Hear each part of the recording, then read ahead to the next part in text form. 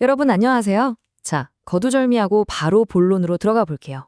오늘 이 시간, 이 해설에서는요, 성경의 역사, 고대의 진짜 입이 쩍 벌어지는 공학 기술, 그리고 아주 깊은 신학적 의미가 기가 막히게 교차하는 한 역사적 사건을 파헤쳐보려고 합니다.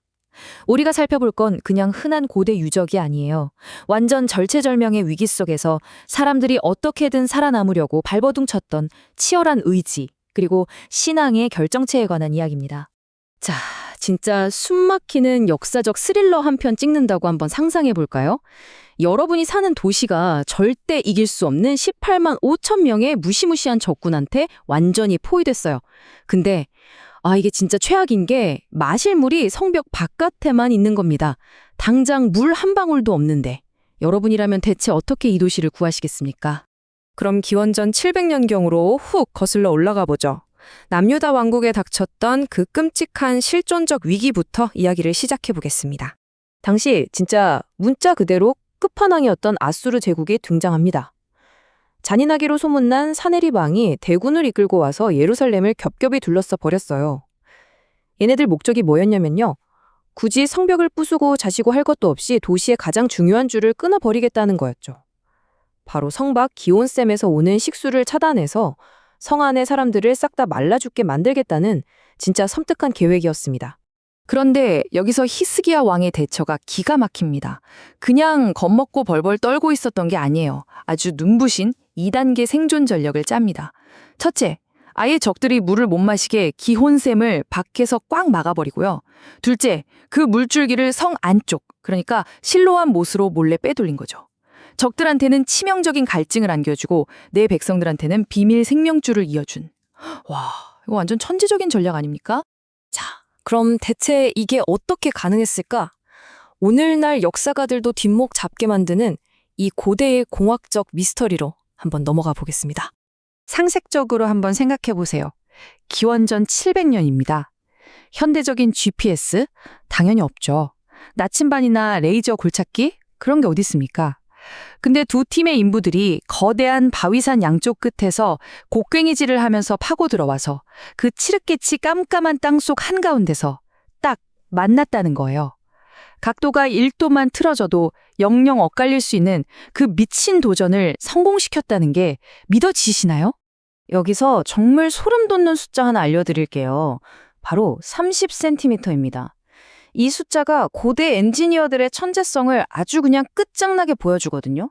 이 터널이 일직선도 아니고 S자로 굽이굽이 파고 들어갔는데 총 길이가 무려 533m나 됩니다. 근데 양쪽 끝에 높낮이 차이가 고작 30cm였어요. 물이 샘에서 목까지 아주 스무스하게 쫄쫄쫄 흐르도록 완벽하게 계산을 때렸다는 겁니다. 진짜 대박이지 않나요?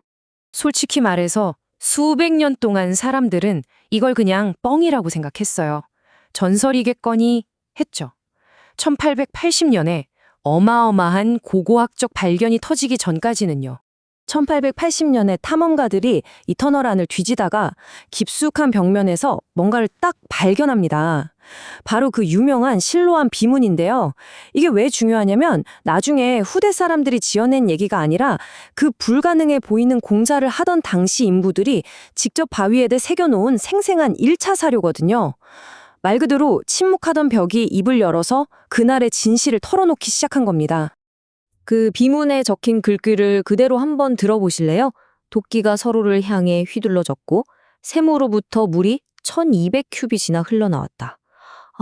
저는 이 문장 읽을 때마다 진짜 전율이 돋아요. 그 숨막히는 어둠 속에서 양쪽 도끼 소리가 점점 가까워지는 걸 상상해 보세요. 마침내 쾅 하고 바위가 뚫리면서 물이 성 안으로 콸콸 쏟아져 들어오던 그 순간, 그 미친 듯한 환희가 시공간을 넘어서 여기까지 확 전해지는 것 같지 않으세요? 자, 이제 이 사건의 역사적 팩트를 넘어설 차례입니다. 이게 단순히 옛날 토목공사 썰이 아니라 어떻게 그렇게 깊고 매력적인 신학적 의미로 연결되는지 한번 짚어보죠. 이걸 개혁주의, 특히 청교도적인 관점에서 분석해보면 아주 묵직한 통찰을 얻을 수 있습니다. 바로 하나님을 100% 전적으로 믿는 절대적인 신앙, 그리고 위기 상황에서 피 터지게 노력하는 인간의 책임. 이 두 가지가 어떻게 기가 막히게 조화를 이루는지를 너무 잘 보여주거든요. 이 둘은 절대 부딪히는 개념이 아닙니다. 핵심은 바로 이겁니다. 히스기야는 우리를 돕는 분은 하나님이시다. 이렇게 철석같이 믿었어요.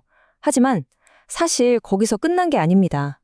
가만히 방구석에 앉아 기도만 하면서 하늘에서 기적이 뚝 떨어지기를 기다리지 않았단 말이죠.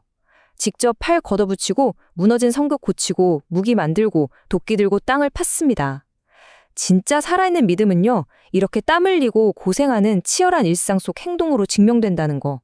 이게 바로 청교도 직업 윤리의 뼈대라고 할 수 있습니다.